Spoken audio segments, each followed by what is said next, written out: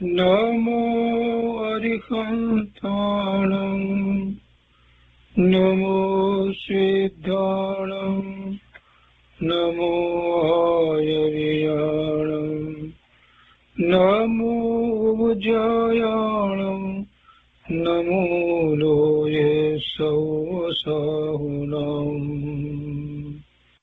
અસપંસનમોકારો સર્વપાવપનાશનો મંગલાણં ચ સૌવર્ચે પરમં મંગલમ અજ્ઞાનતિમિરંધાનાં જ્ઞાનાંજનશલાકયા ચક્ષુન્મીલિतं येन તસ્મૈ શ્રીગુરુવે નમઃ મુખાદિવ્યાકુક્ષિરત્નં શબ્દજિતવર્યાત્મજં શ્રીરાજચંદ્રયહું વંદે તત્વલોચનદાયકં પ્રભુતત્વલોચનદાયકં.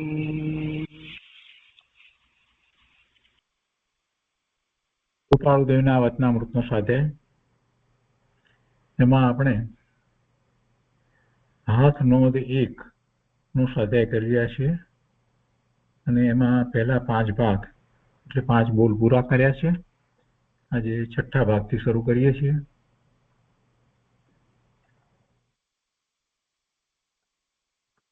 પાના નંબર 794.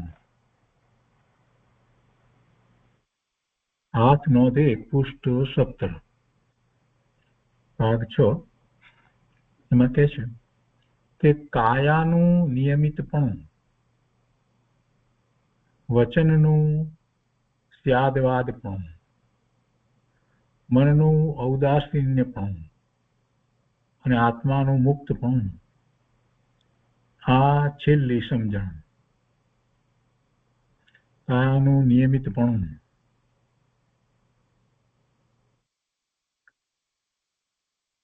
સામાન્ય રીતે જે સાધક જીવ હોય એનો આખો નિત્યક્રમ એવી રીતે હોય કે એને એમાં મન વાણી કાયાની જે ક્રિયાઓ જે છે ને એ પણ આમ વ્યવસ્થિત રીતે, સારી રીતે અને ખોટી ચિંતા ઉપાધિ વગર થતી હોય. એટલે કાયાના હલનચલન પણ એક પ્રકારે સૌમ્ય હોય. જ્ઞાનીના તો કાયાના હલનચલન એ સૌમ્ય હોય. એટલે ગમે તેમ એ ચાલે એવું ન હોય, એક સરખી એની એ રીતે ચાલ હોય, એના મુખના ભાવ પણ એવા જ જળવાઈ રહેતા હોય. કેમ કે કસાય મન થયા છે ને, એટલે એ બધી વાતની અસર પડે છે. વિકલ્પો ઘટ્યા હોય એટલે એ બધાની અસર દેખાય આપણને. એટલે એના શરીરના પ્રવર્તનની અંદર એ બધું જ દેખાય. એટલે એમ એ કાયાનું નિયમિતપણું. અને બીજી રીતે કહીએ તો સાધક જીવને બીજી રીતે પણ કાયાનું નિયમિતપણું આવશ્યક છે. ખાવા પીવામાં પણ અને સવારે ઉઠવામાં, રાત્રે સૂઈ જવામાં, બધી રીતે એને નિયમિતતા તો હોવી જ જોઈએ. નહીંતર એનો નિત્યક્રમ જળવાય નહીં અને નકામાના વિકલ્પો વગેરે આવે અને આર્થ ધ્યાન વગેરે થાય. એટલે એનું નિયમિતપણું તો બહુ જરૂરી છે. એ પછી છે વચનનું સ્યાદવાદપણું. જો વચનમાં બરાબર છે કે એ મિષ્ટ વચન બોલે, કોઈને દુઃખ ન થાય એવા વચન બોલે, એ બધું તો સમજાય છે. એ તો બીજા સામાન્ય જીવને પણ હોય. પણ જ્ઞાની ધર્મીની વાત આખી જુદી છે. એ જે કંઈ વાત કરે એ વાતને એ સમજે છે કે એ વસ્તુ સ્વરૂપ એકાંતે નથી. એટલે અનેકાંત દ્વારા વસ્તુ સ્વરૂપને જ્યારે એનું નિરૂપણ કરતા હોય ત્યારે જ્ઞાની પુરુષ એ સ્યાદવાદ દ્વારા એ વાત કરે. એટલે જે અપેક્ષાથી જેમ છે તેમ વસ્તુ સ્વરૂપને એ સમજે અને એ જ રીતે બીજાને સમજાવે. એટલે એમના વચનની અંદર પણ એવું જ હોય. એટલે એ વચનમાં ક્યારેય વિરોધાભાસ ના આવે. કેમ કે સ્યાદવાદ મુદ્રિત વાણી છે.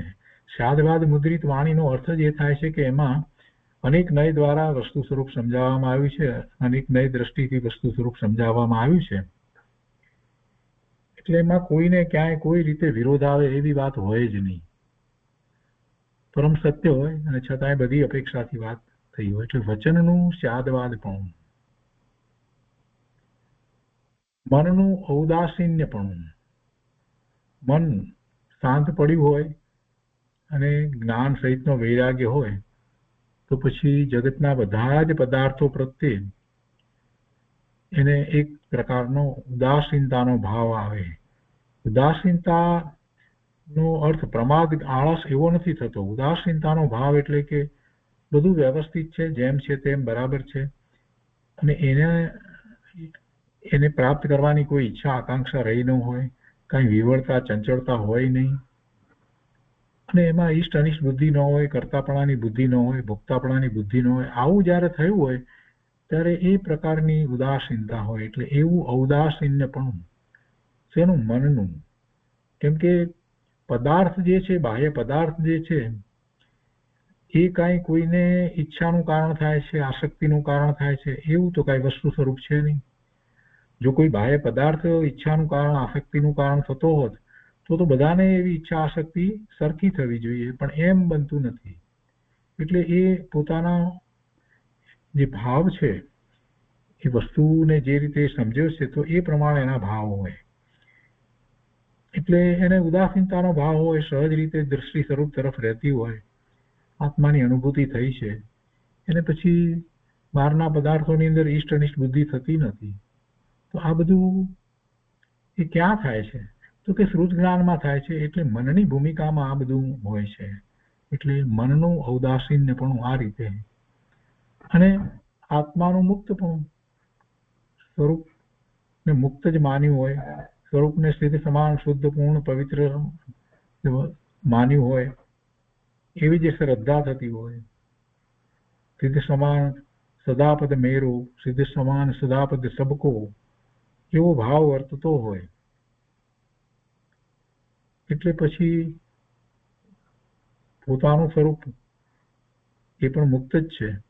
વર્તમાન પર્યાય છે, પણ વર્તમાન પર્યાયની ગૌણતા વર્તતી હોય, વર્તમાન પર્યાયની ગૌણતા વર્તતી હોય, અને પોતાનું ત્રિકાળી શુદ્ધ સ્વરૂપ છે એની મુખ્યતા હોય.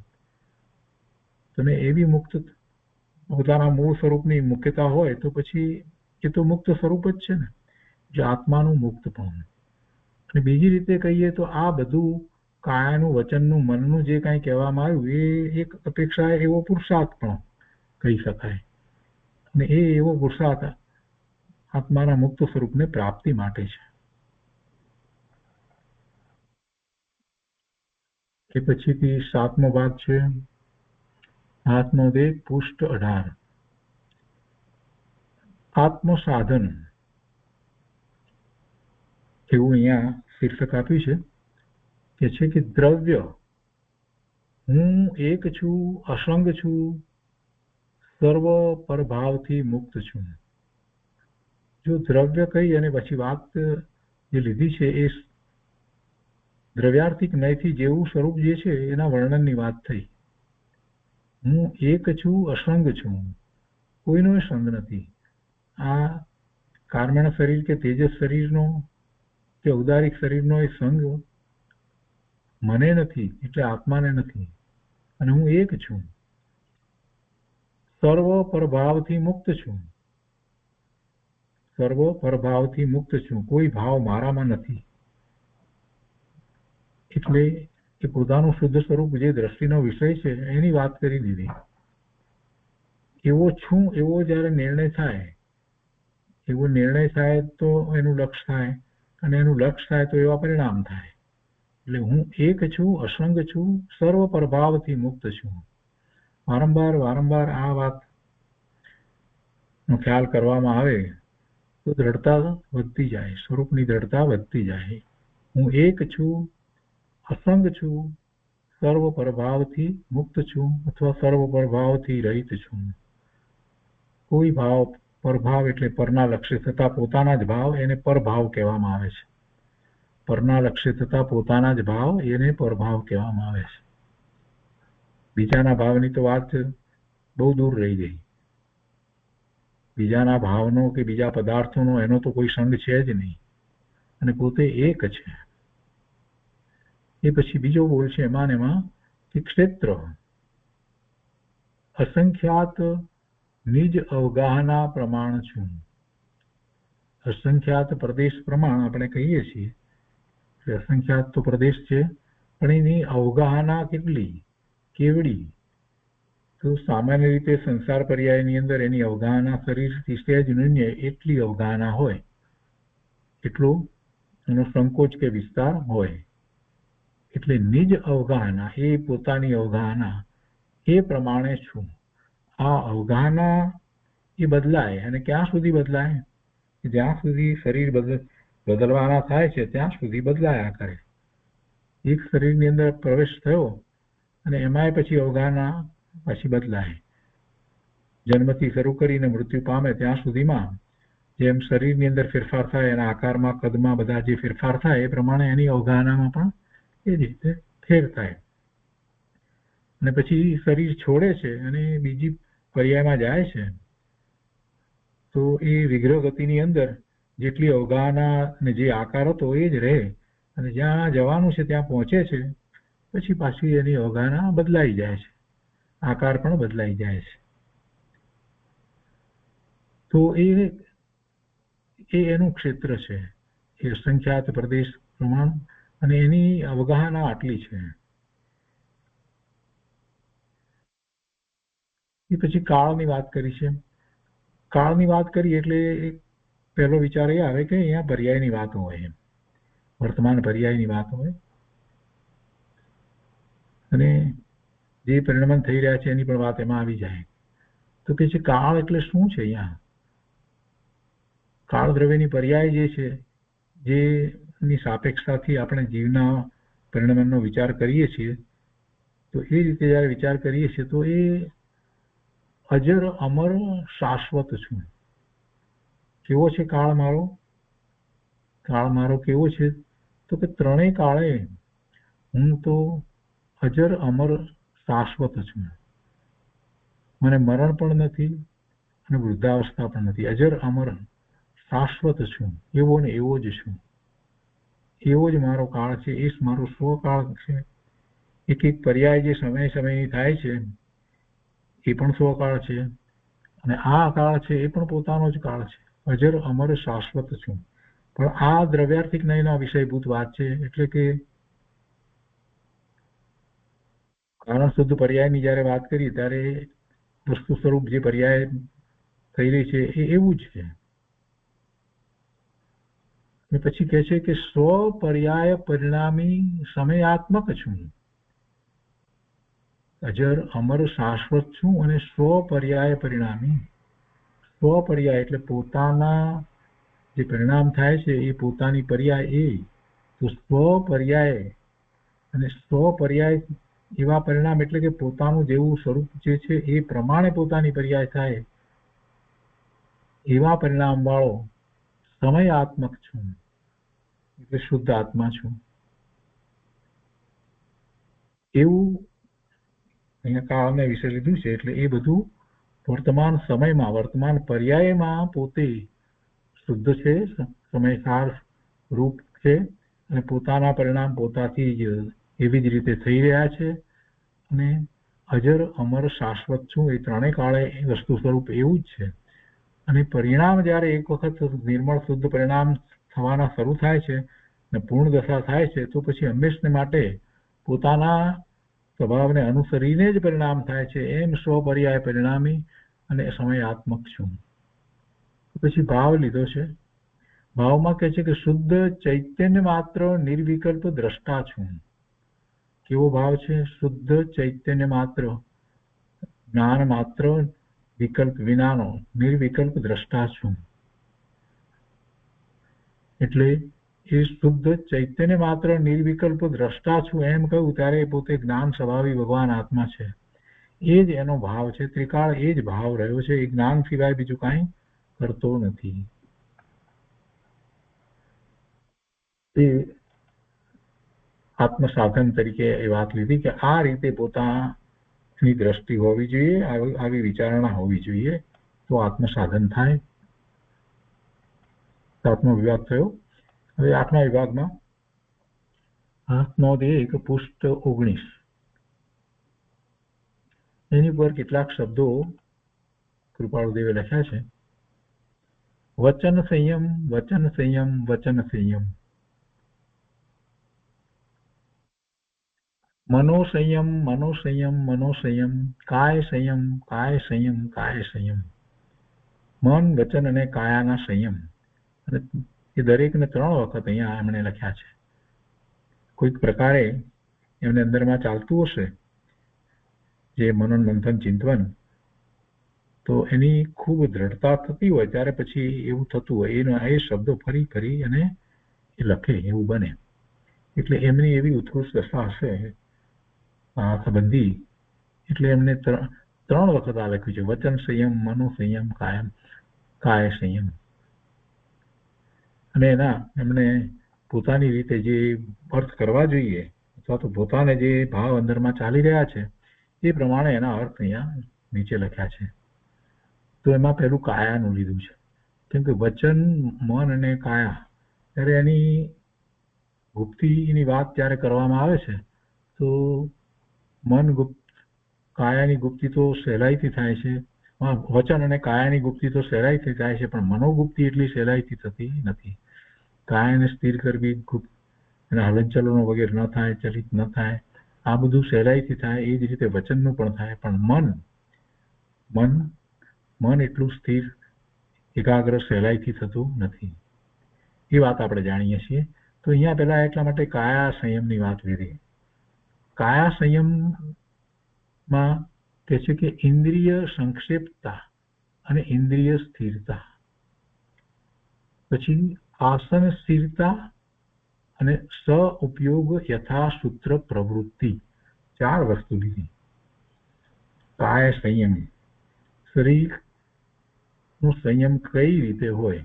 તો કે ઇન્દ્રિય સંક્ષેપતા અને ઇન્દ્રિય સ્થિરતા, એટલે કે ઇન્દ્રિયના વિષયોનું વલણ ન હોય, ઇન્દ્રિયના વિષયોનું વલણ ન હોય અને ઇન્દ્રિયો સાથે ઉપયોગ જોડાયેલો ન હોય એવી દશા, એટલે ઇન્દ્રિય સંક્ષેપતા. ઇન્દ્રિય સંક્ષેપતામાં જરાક ગુરુદેવે જે ઇન્દ્રિયની વ્યાખ્યા કરી છે એને યાદ કરીએ તો આપણને સહેલું પડે.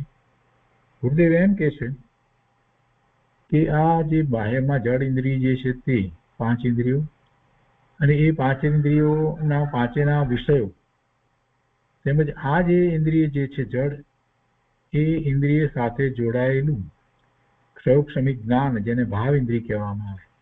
તો એ ભાવ ઇન્દ્રિય, દ્રવ્ય ઇન્દ્રિય અને એનો વિષય, એ 3ને ઇન્દ્રિય જ્યારે કહીએ છીએ તો ખ્યાલ આવે છે કે કેવી રીતે પુરુષાર્થ કરવો, ઇન્દ્રિયને કેવી રીતે જીતવી, એનો ખ્યાલ આવે. એટલે જ્યારે અહીંયા એમ કહ્યું કે ઇન્દ્રિય સંક્ષેપતા, તો સંક્ષેપ તો કેવી રીતે કરવાનો છે? જડ ઇન્દ્રિય તો એવડી ને એવડી જ રહેવાની છે. તો સંક્ષેપવું ક્યાં છે? તો કે એના વિષય તરફ એનું લક્ષ ન જાય એવી સંક્ષેપતા. જે ક્ષયોક્ષમિક જ્ઞાનની પર્યાય જે થાય છે, તો એ ઇન્દ્રિય સાથે જોડાઈ અને જે પેલો જે વિષય એ ઇન્દ્રિય દ્વારા ખ્યાલમાં આવે છે ને, તો એનું લક્ષ કર્યા કરે છે, તો એને સંક્ષેપી લેવું.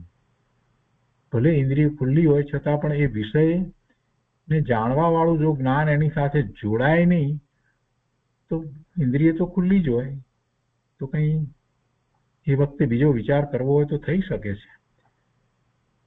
આપણે વ્યવહારમાં પણ એવું બને છે કે આપણે ખાતા ખાતા બીજા વિચારમાં હોઈએ, એટલે મન સાથે જોડાયેલું હોય જ્ઞાન, ખાવા તરફ લક્ષ ન હોય પણ છતાં બધું ખવાય જતું. એ જ રીતે કંઈક સાંભળતા હોઈએ, સંગીત સાંભળતા હોઈએ અને છતાં વિચાર બીજા ચાલતા હોય, અથવા તો કંઈક લખતા હોઈએ બીજું પણ થતું હોય. એટલે ઇન્દ્રિયો જે છે એના તરફ લક્ષ ન જવું, બીજી રીતે કહીએ તો એ ભાવ ઇન્દ્રિય જે છે એ ભાવ ઇન્દ્રિયને સંક્ષેપી લેવી. ઉપયોગ એ તરફ ન વળે તો જ એ સંક્ષેપતા થાય. અને પછી સંક્ષેપતાથી આગળ વધી અને સ્થિરતા થાય. સ્થિરતા થાય એટલે તો જીતેન્દ્રિય પણ થઈ જાય, ત્યારે જ એવી સ્થિરતા થઈ જાય કે ઇન્દ્રિયના વિષયો હોય છતાં પણ એને એ તરફ ઉદાસીનતાનો ભાવ હોય, એટલે એ સ્થિરતા થઈ ગઈ. ચંચળતા જે થાય એ ન થાય. સામાન્ય રીતે સંસારી જીવોને ઇન્દ્રિયોના વિષયો જોઈ અને એ ચલિત થાય, પછી ચંચળ થાય, ઉપયોગ ખૂબ એનો ફર્યા કરે અને એમાંય પછી આગળ વધતા એને કઈ ઈષ્ટ બુદ્ધિ કે અનિષ્ટ બુદ્ધિ એમાં થાય તો એમાં રાગ દ્વેષના પરિણામ પણ થાય. તો આવું બધું ન થાય, આમાંનું કાંઈ ન થાય એવી ઇન્દ્રિય સ્થિરતા, એટલે ઇન્દ્રિયના વિષયો પ્રત્યે એને કોઈ વિકલ્પ ઉઠે નહીં, ચંચળતા થાય નહીં, એમ ઇન્દ્રિય સ્થિરતા.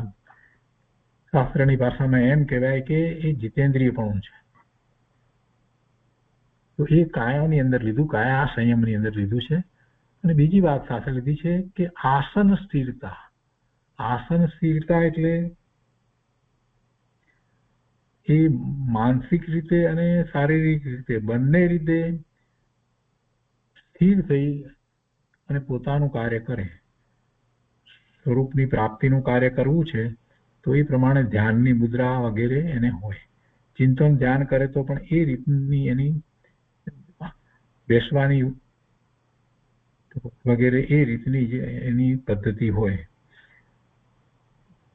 તો એવું ચિંતન અને પછી એનાથી આગળ વધીને નિર્વિકલ્પ ધ્યાન કરે છે તો એનું આસન એવું હોય, સ્થિરતા હોય. હલન ચલન આ તે બધું કે એવી ચંચળતા વગેરે એવું કાંઈ હોય નહીં. અને એવું થવા માટે કોઈ જબરજસ્તી નથી હોતી, પરંતુ મન શાંત થઈ જાય અને સ્વરૂપ તરફ વળી ગયું છે તો શરીરના હલનચલન કરવાનું કોઈ પ્રયોજન રહેતું જ નથી. એટલે આપોઆપ સ્થિરતા, શરીરમાં સ્થિરતા થઈ જાય, આસન સ્થિરતા થઈ જાય. એ પછી છે સ ઉપયોગ યથાસૂત્ર પ્રવૃત્તિ. યથાસૂત્ર એટલે જેમ આગમમાં કહ્યું છે તેમ, સૂત્રમાં કહ્યું છે તેમ, એટલે યથાસૂત્ર. સૂત્ર એટલે આગમ. આગમમાં જેમ કહ્યું છે એ રીતે ઉપયોગ સહિતની પ્રવૃત્તિ થાય. ઉપયોગ કેવી રીતે થવો જોઈએ? સૂત્રમાં તો એમ કહ્યું છે કે પહેલા એને તીર્થંકર ભગવાન, કેવળી પરમાત્મા, સિદ્ધ પરમાત્મા, પંચ પરમેષ્ઠી એમના પ્રત્યે અહોભાવ, સ્તુતિનો ભાવ વગેરે હોય એમ ઉપયોગ બહારમાં હોય. અને ત્યાંથી એ પાછો વળી અને પોતે પોતાના સ્વરૂપનો વિચાર કરે એવી સ્વવિકલ્પ દશા હોય. પોતે શુદ્ધ છે અને પ્રભુનું જેવું શુદ્ધ સ્વરૂપ છે, સિદ્ધ ભગવાનનું એવું સ્વરૂપ પોતાનું છે, એમ પોતાની તરફ વળે છે. અને એમ પછી ઉપયોગ સ્વ તરફ વળી જાય, એમ ઉપયોગ એનો સ્વ તરફ વળી જાય એવી પ્રવૃત્તિ આગમમાં દર્શાવી છે. એટલે એમ ઉપયોગ યથાસૂત્ર પ્રવૃત્તિ, સ ઉપયોગ યથાસૂત્ર પ્રવૃત્તિ. એ કાયાની અંદર વાત લેવામાં આવી છે. હવે કોઈને એમ થાય કે ઉપયોગની વાત છે ને કાયામાં કેમ લીધી? તો એટલા માટે છે કે જો એવો ઉપયોગ થાય છે તો જ ખરેખર તો કાયાની ગુપ્તિ થાય છે, મનની ગુપ્તિ થાય છે, વચનની ગુપ્તિ થાય છે. એટલે એવો ઉપયોગ જે છે એવો ઉપયોગ કાયાની સ્થિરતા વખતે માત્ર ફક્ત કાયાને સ્થિર રાખવા સંબંધી જ નથી હોતો, પણ પોતાની મનની ભૂમિકા જે છે એમાં પણ ફેરફાર કરી અને શ્રુત જ્ઞાનને સ્વરૂપ તરફ લઈ જવા રૂપ ઉપયોગ થવો જોઈએ. તો એવો ઉપયોગ થવા માટે સૌથી પહેલું તો એ ઉપયોગ શરીરનું લક્ષ્ય છોડીને, પરનું તો લક્ષ્ય છોડી છે પણ શરીરનું પણ લક્ષ્ય છોડી અને સ્વ તરફ વળે. આગમમાં એ વાત કરી છે. જો શરીરમાં ઉપયોગ જોડાયેલો રહેશે તો શરીર સંબંધીની વિચારણા થશે. એટલે સ ઉપયોગ યથાસૂત્ર પ્રવૃત્તિ, એટલે શરીરથી એ જુદો પડે એવો ઉપયોગ થવો, એમ કહેવાનો આશય છે. એ પછી વચન સંયમ, એમાં પણ 4 પેટાબોલ આપ્યા છે. વચન સંયમને વિશે કહે છે કે મૌનતા, મૌન, બોલવું નહીં, મુખથી મૌન, અવાજ કોઈ પણ પ્રકારે કરવો નહીં, એવું મૌન. મૌન રહે એટલે બોલવાનું ન થાય, એટલે વાદ વિવાદ ન થાય. કદાચ લખીને કાંઈક કરે પણ એમાં એટલું આગળ ન થાય. એટલે સામાન્ય રીતે મૌન.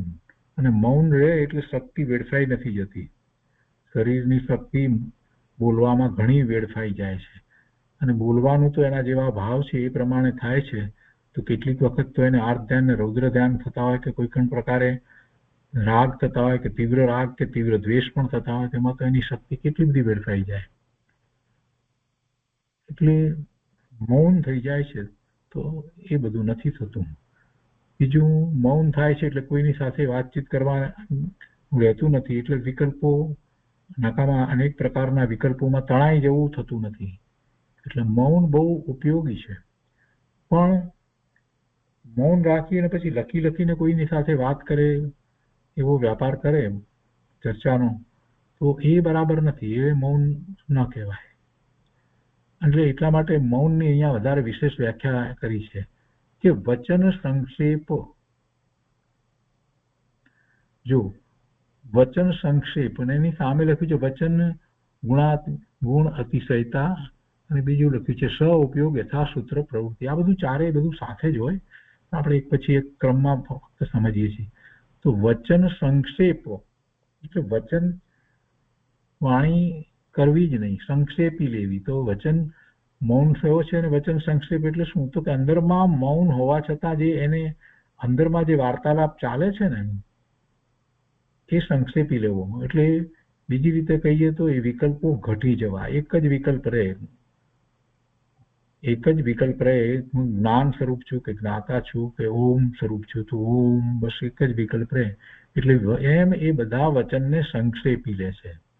મૌન બેઠો હોય શાંતિથી પણ અંદરમાં કેટલાય વિકલ્પ ચાલતા હોય તો અંદરમાં જ ડાયલોગ ચાલતા હોય એ બધું એમાં તો વચન હોય તો કે એવા વચન ન હોય. એવા બધા વચનને સંક્ષેપી લે. અને એવું ક્યારે થાય કે પોતાને હવે કાંઈ બીજું પ્રાપ્ત કરવાનું રહ્યું નથી, પોતે કૃત્ય થયા છે એવો ભાવ થાય તો વચન સંક્ષેપ થઈ જાય. અંદરમાં વિકલ્પો ઘટી જાય, વિકલ્પો પછી ઉઠે નહીં. અહીંયા પછી આગળ કહે છે કે સ ઉપયોગ યથાસૂત્ર પ્રવૃત્તિ. જેમ આગમમાં કહેવામાં આવ્યું છે એ જ રીતે વાણીની પ્રવૃત્તિ હોય.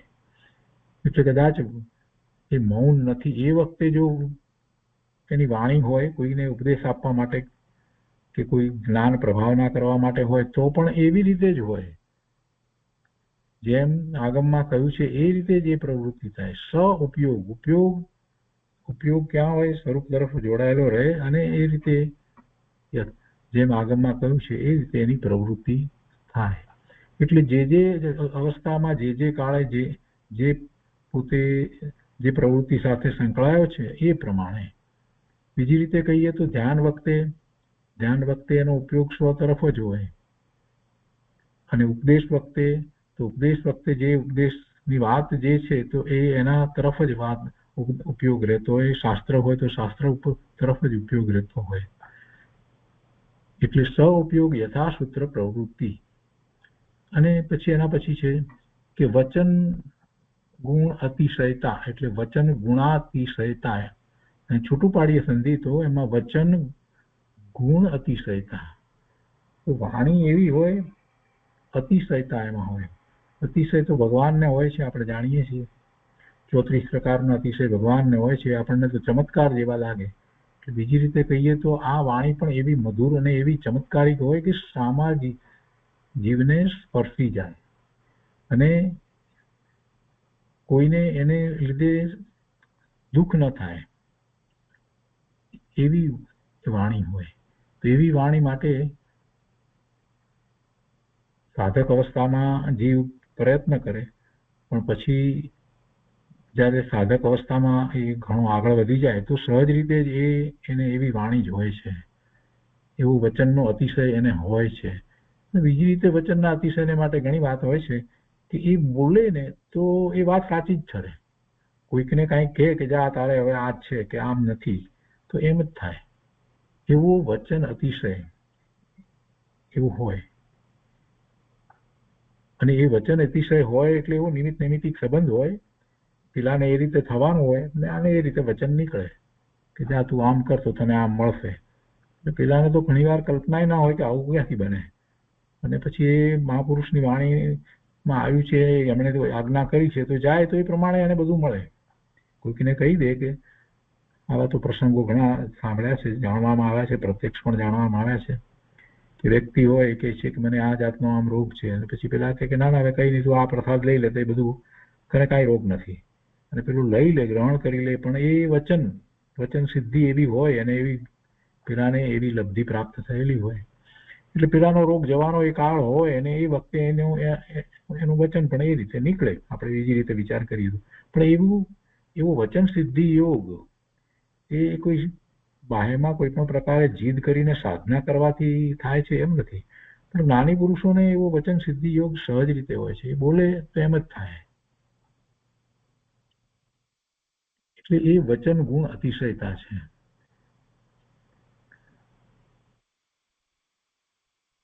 એ પછી મનોસંયમની વાત કરી છે.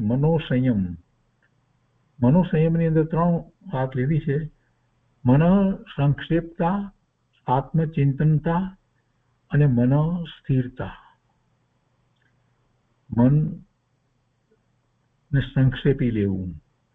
સંક્ષેપવું એટલે વિચારો ન આવવા, વિકલ્પો ન થવા, અંદરમાં જે મનની અંદરમાં પ્રશ્નો ચાલે અને પછી એના સમાધાનો થાય ને તો કે એ પણ ન થાય. એવું ક્યારે બને?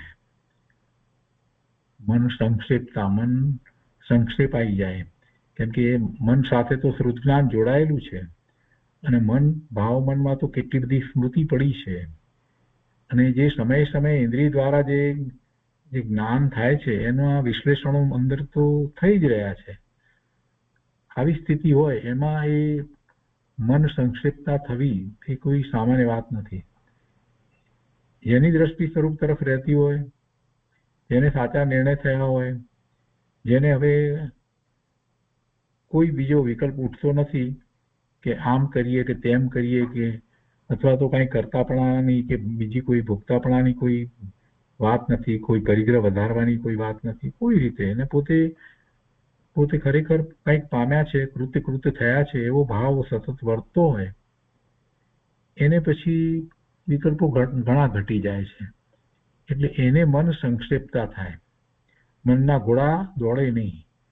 બાકી તો સામાન્ય માણસોને તો મનના ઘોડા એટલા દોડતા હોય કે 1 મિનિટની અંદર તો આખી દુનિયા ફરી વળે, કેટલાય વિચારો કરી નાખે કેટલી રીતે, અને એટલું મનના જ વિચારોની સાથે સાથે એવી જ વાણી પણ ચાલતી હોય.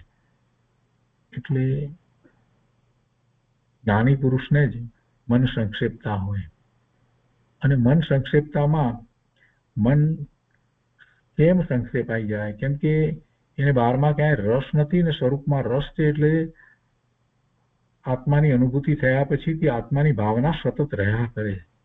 એટલે અહીંયા કે છે આત્મચિંતનતા, એટલે આત્માનું ચિંતન છે તો પછી મન સંક્ષેપ થઈ જાય છે.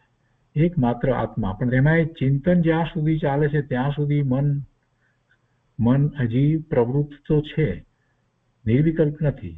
પણ એ આત્મચિંતનમાં મન લાગ્યું છે તો બીજી રીતે એમ કહેવાય કે બીજા અન્ય બહારના પરના નકામાના લૌકિક એ બધાથી મન નવરું પડ્યું, એટલે એમ સંક્ષેપાયું છે. એવી રીતે મન સંક્ષેપાય છે. એટલે આત્મચિંતનમાં જીવ ઉતરે છે તો બીજી બધી દિશાઓમાંથી એ મન પાછું ફરી અને એક જ જગ્યાએ એકાગ્રતા કરી અને ચિંતન કરે છે. એટલે આત્મચિંતન એમાં એક વસ્તુ છે. બીજા કોઈ પણ ચિંતન આત્મચિંતન જેવા સુખદાયી અને શાંતિનો અનુભવ કરાવનારા થતા નથી. કોઈ એમ કહે કે આપણે બીજા કોઈ વિષયમાં પણ એ જ રીતે લાગી ગયા હોઈએ તો, પણ કોઈ પણ વિષય એવો નથી જે આત્માની તોલે આવે, આત્માની સાથે સરખામણીમાં આવે. કેમ કે બીજા બધા વિષયો જે છે, વિષય છે પદાર્થના વિષયો હોય તો એ જળ છે, એમાંથી કાંઈ બીજું સામે કાંઈ પ્રાપ્ત થતું નથી, કોઈ પણ વિષય લઈએ તો પણ. જ્યારે આત્મચિંતનની વાત એવી છે કે આત્માનું ચિંતન કરતા કરતા એકાગ્રતા એમાં થાય તો પોતાના આત્મામાંથી જ પોતાને આનંદ શાંતિ વગેરે પ્રાપ્ત થાય છે. એટલે મન સંક્ષેપી આત્મચિંતન કરી અને છેવટે નિર્વિકલ્પ ધ્યાનનો પ્રયોગ કરવો, એટલે કૃપાળુદેવને તો એ સહજ હતું. અહીંયા એક બીજું લીધું છે મન સ્થિરતા. સંક્ષેપ થાય, સ્થિર થાય, અને સ્થિર થવામાં આત્મચિંતન જે છે એ ઘણું કાર્યકારી થાય. મન સ્થિર થાય, તર્ક જામ બેસે એવી પછી એવો અભ્યાસ થઈ ગયો હોય કે જેવા બેસે છે કે તરત જ વિચારોમાંથી મનને પાછું ખેંચી લે છે, વિકલ્પોમાંથી ખેંચી લે છે અને મનને એક જગ્યાએ સ્થિર કરી દે છે, એટલે કે એકાગ્રતા. મન સ્થિરતાનો અર્થ થાય છે એકાગ્રતા. એ મનોસંયમ છે. એકાગ્રતા એ મનોસંયમ છે. તો આ કેટલાક શબ્દો વિશે આપણે વિચાર કર્યો. હવે એના પછી કે છે કે દ્રવ્ય, ક્ષેત્ર, કાળ અને ભાવ. જો પહેલા પણ એ વાત આવી, દ્રવ્ય, ક્ષેત્ર, કાળ અને ભાવની વાત આવી. હવે અહીંયા પણ પાછી દ્રવ્ય, ક્ષેત્ર, કાળ, ભાવની વાત અહીંયા એમને લીધી છે અને થોડીક બીજી વાત લીધી છે. કે છે કે સંયમ કારણ નિમિત્ત રૂપ દ્રવ્ય, ક્ષેત્ર, કાળ અને ભાવ. સંયમના નિમિત્ત કારણ રૂપે દ્રવ્ય, ક્ષેત્ર, કાળ અને ભાવ કેવી રીતે હોય? સંયમમાં આ દ્રવ્ય, ક્ષેત્ર, કાળ, ભાવ કેવી રીતે હોય? સંયમ કારણ નિમિત્ત રૂપ દ્રવ્ય, ક્ષેત્ર, કાળ અને ભાવ. તો કે છે કે દ્રવ્ય સંયમિત દેહ. દ્રવ્યમાં દેહ છે એ સંયમ પૂર્વક હોય. જે બાહ્ય દેખાવ વગેરે, આભૂષણો વગેરે, આ તે બધી જે બધી વસ્તુ જેનો વિચાર કરીએ છીએ તેમાંનું કાંઈ હોય નહીં, એની દ્રષ્ટિ પણ હોય નહીં અને આચરણ પણ એ શરીરની, દેહની મૂવમેન્ટ જે કહીએ આપણે, હલનચલન, આ તે બધું પણ એ રીતે સંયમિત હોય. બીજું સંયમિત નો અર્થ એક બીજો એવો પણ થાય છે કે એના હલનચલન વગેરેને કારણે જીવની હિંસા ન થાય. તીર્થંકર ભગવાન, કેવળી પરમાત્માને એવું હોય, એમનું હલનચલન થાય પણ કોઈ જીવની હિંસા ન થાય, સૂક્ષ્મ જીવોની પણ હિંસા ન થાય. તો આપણે પણ સાધક જીવને પણ એવું હોય કે ત્રસ્ત જીવની હિંસા તો થવી જ ન જોઈએ અને જેટલું બને એટલું એકેન્દ્રિયની પણ હિંસા ઓછામાં ઓછી થાય એવું સંયમિત દેહનું હલનચલન. એ પછી કે છે અહીંયા ક્ષેત્ર, તો કે નિવૃત્તિ વાળા ક્ષેત્રે સ્થિતિ વિહાર થાય. કેમ કે અહીંયા સંયમની વાત છે તો સંયમ ટકી રહેવા માટે એકાંત સ્થળ ઉપયોગી થાય.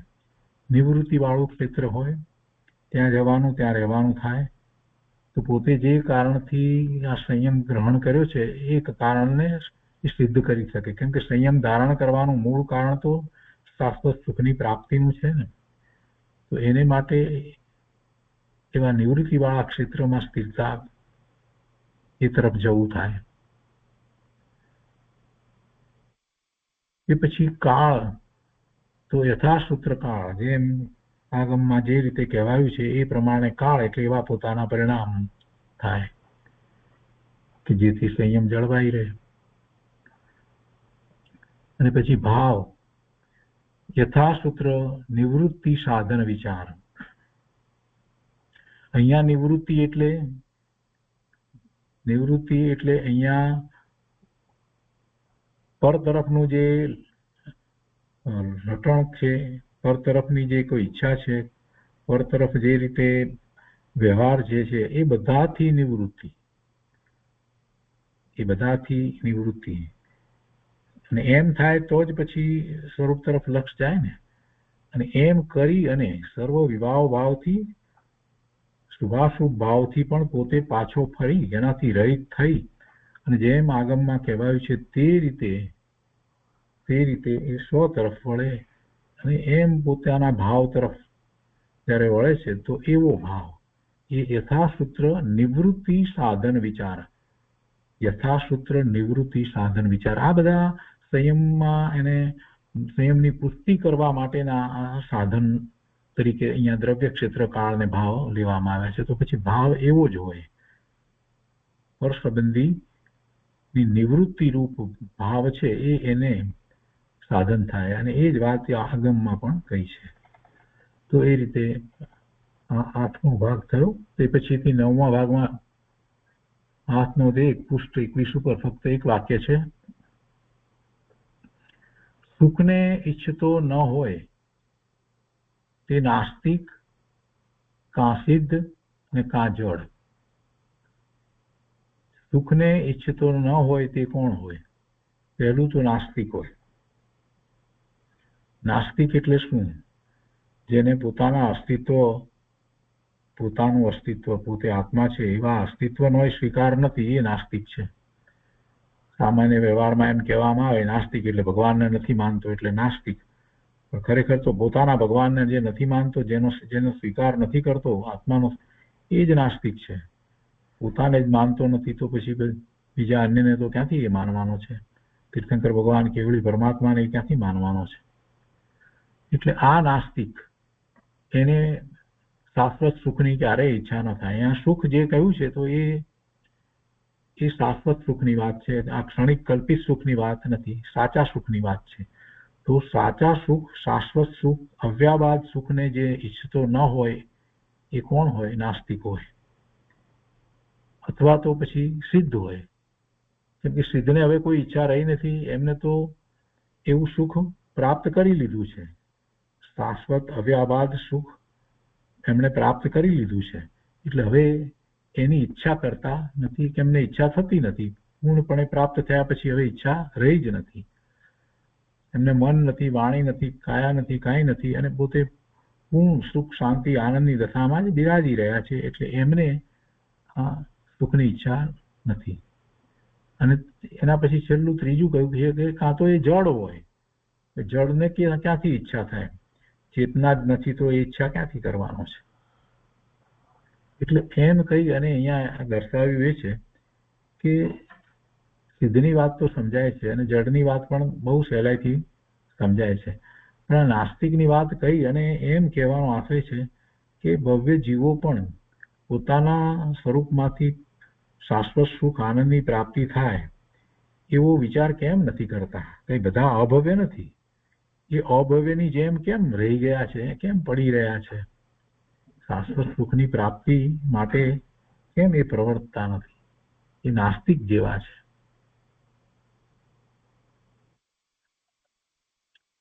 તો એ 9મો વિભાગ થયો. હવે 10મો વિભાગ એમાં કહે છે, હાથનો એક પૃષ્ઠ 25, તો 21માં પછી 25માં પૃષ્ઠ ઉપર, એટલે વચ્ચે કદાચ 4 પૃષ્ઠ ખાલી રહ્યા હશે. 3 પૃષ્ઠ 22, 23 ને 24 3 પાના કદાચ ખાલી રહ્યા હશે. તો અહીંયા 10મો ભાગ એમાં કહે છે કે એ જ સ્થિતિ, હાથ નો છે એટલે પોતાને અંતરમાં જે વાત આવે છે એમણે લખી છે. એ જ સ્થિતિ,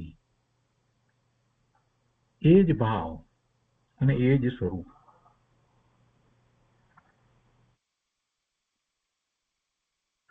એ જ સ્થિતિ, એ જ ભાવ અને એ જ સ્વરૂપ. સ્વરૂપની વાત કરી છે એટલે એમણે સ્વરૂપની અનુભૂતિ પછીથી આ વાત લખી હોય.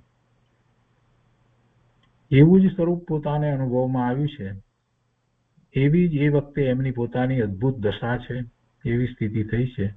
અને એમાં ભાવ પણ એ જ છે. આત્માના લક્ષ્ય જે ભાવ થયા હશે એ જ હશે. એટલે એમણે એ અહીંયા નોંધ લખી. પૂર્વે જે સાધના દરમિયાન જેવી દશા થઈ છે એવી જ દશા ફરીથી થઈ હશે. એટલે એમણે લખ્યું કે એ જ સ્થિતિ, એ જ ભાવ અને એ જ સ્વરૂપ, એમાં કાંઈ ફેર નથી. એમાંથી પ્રેરણભૂતવાદ એ નીકળે છે કે જેટલી વખત અનુભવ કરો તે વખતે દરેક વખતે સ્વરૂપ તો એવું ને એવું જ જણાય છે, એવો જ અનુભવ થાય છે. ભાવ પણ એવા ને એવા જ હોય છે. ઉલટું વધારે એમાં ઊંડાણ આવે છે, વધારે ડેપ્થ નો અનુભવ થાય છે, પણ વસ્તુ તો એવી ને એવી જ છે. એટલે એ ઉપરથી નિર્ણય થઈ જાય છે કે વસ્તુ તો શાશ્વત છે, વસ્તુ અનાદિની છે અને નિત્ય રહેવા વાળી હોવી જ જોઈએ. દરેક વખતે એ જ ભાવ સહિત એવું જ સ્વરૂપ એને અનુભવમાં આવે છે. તો એ સ્વરૂપ કઈ દરેક વખતે જુદું જુદું નથી થતું. એનો અર્થ જ એ થયો કે ત્રિકાળ એમ જ હોવું જોઈએ, એ જ સ્વરૂપ છે. અને એના ઉપરથી પોતાના નિત્ય સ્વભાવનો એને ખ્યાલ આવી જાય છે કે નિત્ય મારો સ્વભાવ તો આ જ છે. એટલે કે નિત્ય દ્રવ્ય તો આવું જ છે. તો જ એવો સ્વભાવ, એવું સ્વરૂપ પોતાને અનુભવમાં આવે ને. એ જ સ્થિતિ, એ જ ભાવ અને એ જ સ્વરૂપ, શુદ્ધ ભાવ અને એવું જ સ્વરૂપ, એવું જ આનંદમય, શાંતિમય, સુખમય સ્વરૂપ. આગળ કહે છે, ગમે તો કલ્પના કરી બીજી વાટ લો, યથાર્થ જોઈતો હોય તો આ, પછી પછી છોડી દીધી જગ્યાને પછી લો. ગમે તો કલ્પના કરી બીજી વાટ લો, બીજા રસ્તે જાઓ. તમે કલ્પના કરીને કલ્પનાના ઘોડા દોડાવો અને જ્યાં સુખ નથી ત્યાં સુખની કલ્પના કરો, દુઃખ નથી ત્યાં દુઃખની કલ્પના કરો. જેમાં એક સુખ કે દુઃખ બેમાંથી કોઈ જગ્યાએ ખરેખર સુખ તો છે જ નહીં. બધી ચિંતા, ઉપાધિ, આકુળતા, વ્યાકુળતા રૂપ દુઃખ સિવાય બીજું કાંઈ નથી ત્યાં. અને છતાં પણ જો તમારે એમ કરવું હોય તો કરો, ગમે તેવી કલ્પના કરીને. કે છે કે ગમે તે કલ્પના કરી અને બીજો માર્ગ, વાટ એટલે માર્ગ, રસ્તો લો. અને જીવ એમ જ કરતો આવ્યો છે અનાદિથી, એ જુદી જુદી વાટે જઈ રહ્યો છે. પણ બધી વાત જે છે ખરેખર તો એ બધી એક જ દિશામાં જાય છે. એને ભવના ભ્રમણની દિશામાં જ લઈ જાય છે. ગમે તે કલ્પના કરે ધર્મના નામે, સદાચારના નામે, બધી રીતે, પણ છેવટે તો જે ક્યાં જાય છે? સંસારમાં જ રહે છે. એટલે બધી વાટ, બધા રસ્તાઓ ત્યાં જ એને લઈ જવા વાળા છે. અને પછી અહીંયા જે વાત કરી છે એ પ્રમાણે જયારે વિચાર કરી કે યથાર્થ જોઈતો હોય તો આ લો. શું જોઈતો હોય? મોક્ષ માર્ગ. યથાર્થ મોક્ષ માર્ગ જોઈતો હોય તો વાટ બદલી નાખો અને આ લો. એટલે આ મોક્ષ માર્ગને અપનાવો, આ મોક્ષ માર્ગમાં જાઓ. એ યથાર્થ છે, પેલો યથાર્થ નથી. એ માર્ગ, એ વાટ, એ રસ્તો એ યથાર્થ નથી. એ ભગવાને જે રસ્તો બતાવ્યો છે એ નથી. પ્રભુએ જે માર્ગે ચાલ્યા છે એ માર્ગ એ નથી. યથાર્થ માર્ગ તો આ છે. મોક્ષ માર્ગ ચોથા ગુણસ્થાનથી શરૂ કરી અને 12મા ગુણસ્થાનની દશા સુધી આ મોક્ષ માર્ગ. એ મોક્ષ માર્ગ અતિ ભવ્ય છે. એ પુરુષાર્થ પણ એવો છે. અને એ માર્ગે ચાલતા પણ સુખ, શાંતિ, આનંદની અનુભૂતિ થાય છે. એવો આ માર્ગ છે. બીજો કોઈ એવો માર્ગ છે જ નહીં. પ્રભુ એ માર્ગે ચાલીને પ્રભુ થયા. તીર્થંકર ભગવાન કેવડી પરમાત્માને અનંત કાળથી એ જ રાજમાર્ગ છે ને એ જ રાજમાર્ગે ચાલી અને જીવો સિદ્ધ થયા છે. તો આ વાટ લો. યથાર્થ તો એ છે. આ વાટે ચાલો, આ મોક્ષ માર્ગને અપનાવો.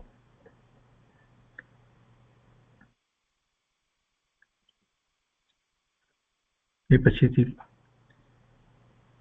વિભંગ જ્ઞાન દર્શન અન્ય દર્શનમાં માનવામાં આવ્યું છે. એમાં મુખ્ય પ્રવર્તકોએ જે ધર્મ માર્ગ બોધ્યો છે તે સમ્યક થવા સ્યાત મુદ્રા જોઈએ. જો કેટલી બધી વાત એક સાથે કહી. જો અન્ય મત જે છે, બીજા બધા જે મત જે છે એ બધા મતમાં કેટલાક મતની અંદર એક એક વાત જે છે એ સત્ય છે. જીન મતમાં જે રીતે છે એ જ રીતે છે, જીનવાણીમાં છે એ રીતે જ છે. પરંતુ ફેર ક્યાં પડી જાય છે કે એ વાતને એમણે એકાંતે પકડી છે, જ્યારે જીનવાણીમાં એ વાતને અપેક્ષા સહિત કહેવામાં આવી છે. સ્યાત શબ્દ એ આગળ લખવામાં આવે એટલે એનો અર્થ થઈ જાય છે કે સ્યાદવાદથી કહેવાય છે, કેમ કે વસ્તુનું સ્વરૂપ અનેકાંત છે. પેલાએ એ વાતને પકડી નથી અને એકાંતે વસ્તુ સ્વરૂપને પકડી લીધું. એટલે દરેકે એક એક વાતને, સાચી વાતને પકડી તો છે પણ પછી એના સિવાયની બીજી વાતને લીધી નથી. એટલે એકાંતે માની લીધું. કોઈએ આત્માને નિત્ય માન્યો ને એકાંતે, અને કોઈએ આત્માને એકાંતે અનિત્ય માન્યો, કોઈએ અવિનાશી માન્યો, કોઈએ વિનાશી માન્યો, એકાંતે માન્યા.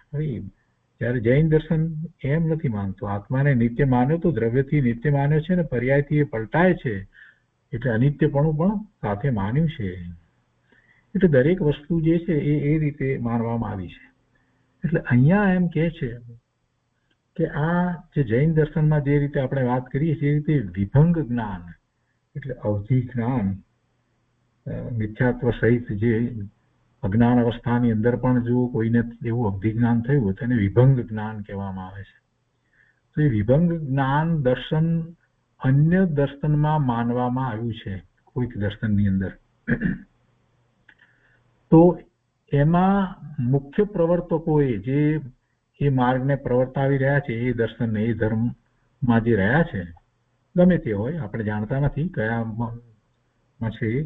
કૃપાળુદેવને એ વાત ખબર છે એટલે એમણે એ વાત લખી છે. અહીંયા ક્યાં છે એ વાત નથી લખી, કેમ કે ભારતમાં ઘણા દર્શન છે, 6 મુખ્ય દર્શન છે, આસ્તિક દર્શન છે, એટલે કોઈક માર્ગની અંદર આવી વાત છે ને એને પ્રવર્તાવનારા એના જે ઉપદેશકો વગેરે એટલે એ પ્રવર્તકો. તો એમાં મુખ્ય પ્રવર્તકોએ જે ધર્મ માર્ગ બોધ્યો છે તે સમ્યક થવા ત્યાગ મુદ્રા જોઈએ. એમણે જે ધર્મનો માર્ગ કયો છે એમાં કેટલીક વાત બરાબર કહી છે, પણ એને એકાંતે કહી છે, સ્યાત મુદ્રા મૂકી નથી. એટલે કે કથનચિત કોઈ અપેક્ષાએ આમ હોય એ વાત એમણે લીધી નથી. બસ એમ એકાંતે વસ્તુને માની લીધી છે એટલે પછી વસ્તુ સ્વરૂપ સ્પષ્ટ થતું નથી. તો સ્યાત મુદ્રા જોઈએ એની અંદર. એટલે કે એ એમના બધા કથનો કોઈ અપેક્ષાએ છે એમ એમણે માનવું જોઈએ. જે માન્યતા એમની છે એમાં એમણે સાથે તરત જ એ કથન કરતા પહેલા જ કહેવું જોઈએ કે કોઈ અપેક્ષાએ આ વસ્તુ છે તો વાંધો ના આવે, બીજી અપેક્ષા શું છે એનો વિચાર પાછળથી આપણે કરી શકીએ. પણ એવું એમને માન્યું નથી. એટલે એમની જે કઈ વાત જે છે, કૃપાળુદેવને બધા દર્શનોનો બીજી રીતે કહીએ તો ઘણો જ અભ્યાસ, ઘણો જ ખ્યાલ હતો. અભ્યાસ તો પૂર્વે કરીને એવી રીતે આવ્યા હતા એટલે હાથમાં કોઈ પણ એમના હાથમાં કોઈ પણ બીજા અન્ય દર્શનનો એક ગ્રંથ આવી જાય તો એ જરાક આમ પાના ફેરવી નાખે તો બધી જ વાત એમને એમાંથી ખબર પડી જતી હતી. એવો એમનો પ્રયોગક્ષમ હતો. તો એમાં ખૂટતી કડી શું છે કે આ બધા બીજા દર્શન, બીજા ધર્મની અંદર ખૂટે છે શું? તો કે જે માને છે કેટલીક માન્યતાઓ એમની બરાબર છે, જૈન જેવી જ છે, પણ એમાં એમણે સ્યાત મુદ્રા ઉમેરવી જોઈએ, તો એ સમ્યક થાય, તો એ સાચું થાય.